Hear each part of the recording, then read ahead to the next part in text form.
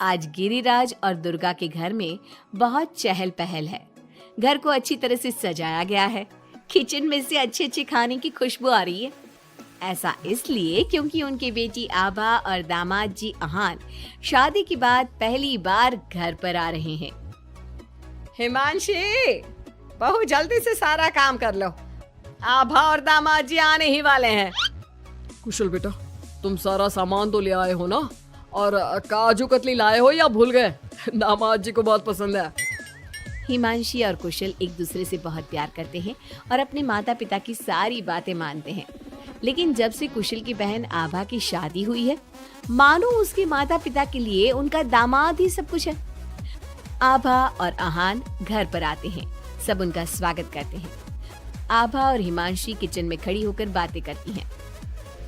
आभा, कैसे है तुम्हारे ससुराल वाले? तुम्हारा मन तो लग रहा है ना वहाँ? और अहान जी तुम्हारा ख्याल रखते हैं या नहीं?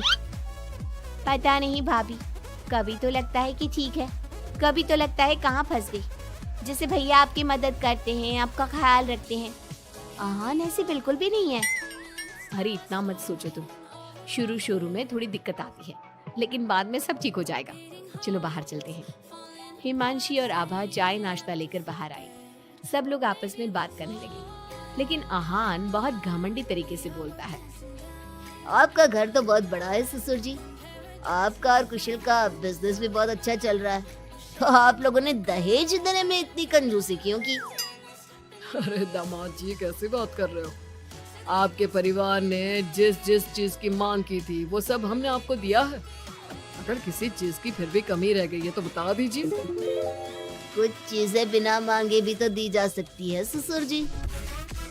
अहान, अगर तुम्हें कुछ और चाहिए तो बता दो, हम तुम्हारी सारी इच्छा पूरी करेंगे। अहान प्लेट से बिस्किट उठाकर बोलता है।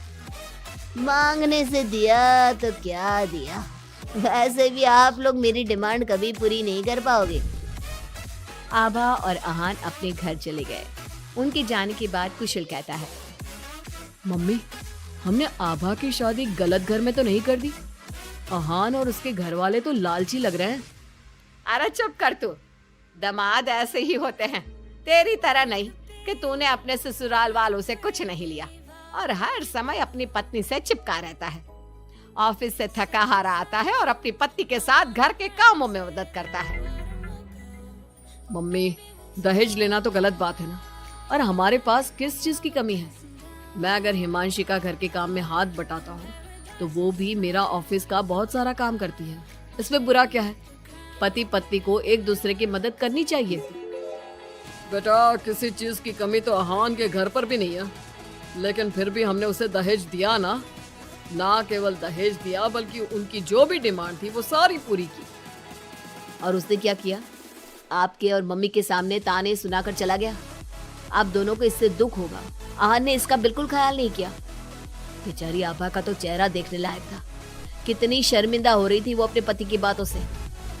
इस तरह कुशल ने अपने माता पिता को समझाने की खूब कोशिश की, लेकिन उसके माता पिता अहान को ही सपोर्ट करते रहे। और करते भी क्यों ना, हमारे समाज ने दामाद का रुतबा बहुत ऊंचे स्थान पर रखा है, चाहे फिर उनकी सोच कितनी भी नीची क्यों ना हो।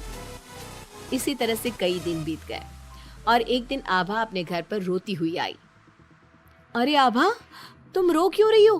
और ये तुम्हारे चेहरे पर निशान कैसे? आभा लगातार रोए जा रही थी।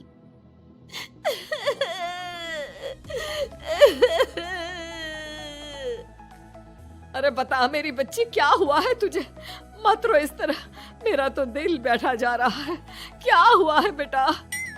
हिमांशी और दुर्गा के बार बार पूछने पर आभा ने बताया, मम्मी, मुझे अहान ने बहुत मारा है। क्या? दामाद जी ने तुझ पर हाथ उठाया? लेकिन क्यों? वो रोज शराब पी कर आते हैं और मुझे मारते हैं, लेकिन आज तो उन्होंने हद ही कर दी। क्या अहान जी शराब पीते हैं? ये बात तो उनके घर वालों ने बताई नहीं थी। अरे कौन अपने बच्चों की कमियां बताता है? आने दे तेरे पापा को, वही बात करेंगे अहान और उसके घर वालों से। शाम को जब गिरिराज और कुशल घर पर आए तो उन्हें आभा का चेहरा देखकर बहुत गुस्सा आया, लेकिन वो करते भी क्या, आखिर अहान घर का दामाद है। पर आभा के चेहरे पर चोट के निशान देखकर कुशल से चुप नहीं रहा गया। कुशल ने फोन करके आहान से बात की। आहान, तुम्हारी हिम्मत कैसे हुई मेरी बहन पर हाथ उठाने की? तुम्हारी बहन घर में किसी की बात नहीं सुनती, जो उसके मन में आता है वही करती है। अब तुम ही बताओ मैं कैसे चुप बैठ सकता हूँ? अगर वो किसी की बात नहीं सुनेगी तो तुम उस पर हाथ उठाओगे? मैं तुम्हारी तरह नहीं कि अपनी पत्नी के पीछे पीछे घूमता रहूं। अगर तुम्हारी बहन जरा भी टेढ़ी चली ना तो मैं उसे इसी तरह से मारूंगा। ये बोलकर आहान ने फोन काट दिया। ये सुनकर कुशल को बहुत गुस्सा आया। कुशल ने कहा, अब आभा अपने ससुराल नहीं जाएगी। आपने उसकी शादी गलत इंसान से कर दी। वो आदमी आभा के लायक ही नहीं है। अरे पागल हो गया है क्या? अपनी शादीशुदा बहन को घर पर बिठाएगा? लोग क्या कहेंगे? मम्मी, आपको अपनी बेटी की चिंता है या लोगों की? आहान हमारा दामाद है और घर में छोटे मोटे झगड़े तो होते ही रहते हैं। हमें इन बातों पर ध्यान नहीं देना चाहिए। हम आहान के माता पिता से बात करेंगे। आभा को आहान बिल्कुल पसंद नहीं था, लेकिन उसके माता पिता समाज के डर से उसे बार बार आहान के घर पर भेज देते थे। इस बार भी आभा को अपने ससुराल जाना पड़ा। एक दिन हिमांशी की तबीयत खराब हो गई तो उसने घर का काम नहीं किया। तबीयत खराब होने का बहाना बनाकर सुबह से लेटी है। तुझे इस घर में जितना आराम मिला है ना, दुनिया में किसी बहू को कहीं इतना आराम नहीं मिला होगा। तेरा तो पति भी तेरे साथ काम कराता है। देख मेरी आभा को, बेचारी कितना पिटती है अपने पति से और सारे घर का काम खुद ही करती है। शाम को जब कुशल घर आता है तो हिमांशी उसे सारी बात बताती है। तुम मम्मी की बात का बुरा मत माना करो। मम्मी चाहती है कि मैं उनके निकम्मे दामाद की तरह बन जाऊं, जो अपनी पत्नी की बिल्कुल भी इज्जत नहीं करता। लेकिन मैं ऐसा नहीं बन सकता। कुशल ने हिमांशी का बहुत ख्याल रखा और वो जल्दी ही ठीक हो गई। वहीं आहान आभा के साथ बहुत बुरा बर्ताव करता था। आभा के माता पिता ना तो आभा की बात सुनते और ना ही कुशल की। एक दिन आहान किसी काम के सिलसिले में शहर से बाहर गया हुआ था। वो जिस होटल में रुका था वहाँ उसे आहान दिखा। अरे ये तो आहान लग रहा है, मगर इसके साथ ये लड़की कौन है? कुशल ने वहाँ कुछ लोगों से पूछताछ की तो उन्होंने बताया, ये तो अक्सर इस होटल में अलग अलग लड़कियों के साथ आते हैं, लेकिन आप ये सब क्यों पूछ रहे हो? कुशल बिना कुछ बोले वहाँ से चला जाता है और घर आकर सभी को ये बात बताता है। लेकिन उसके माता पिता को तो इस बात से भी कोई फर्क नहीं पड़ा। अरे बेटा, इस बात को यहीं खत्म कर दो। हम आहान से क्या कह सकते हैं? आखिर वो हमारे घर का दामाद है।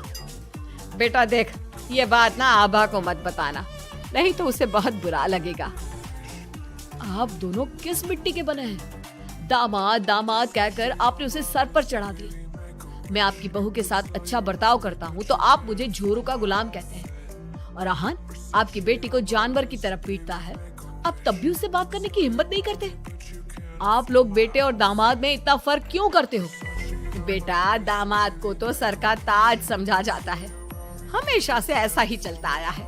अरे हमारे समाज ने ऐसे ही नियम बनाए हैं। चाहे वो आपकी बेटे के साथ कैसा भी बर्ताव करे, उसे जानवरों की तरह मारे पीटे। मम्मी, ये पुराने जमाने की बातें हैं। आजकल कोई पढ़ी लिखी लड़की इतना नहीं पीट रही जितनी हमारी आभा पीट रही है, वो भी सिर्फ आप दोनों की वजह से। मैं आज ही उसके ससुराल जाकर उसे सारी बात बता दूंगा और आखिरी फैसला उसका होगा। कुशल और हिमांशी आभा के पास जाकर उसे आहान की सारी सच्चाई बता देते हैं। आभा अपने भाई के साथ आ जाती है। घर आकर वो अपने पति को तलाक के पेपर भेजती है। हालांकि गिरिराज और दुर्गा अभी भी अपने दामाद के साथ है और तलाक के खिलाफ। उनको अभी भी समाज की चिंता है, बेटी की नहीं।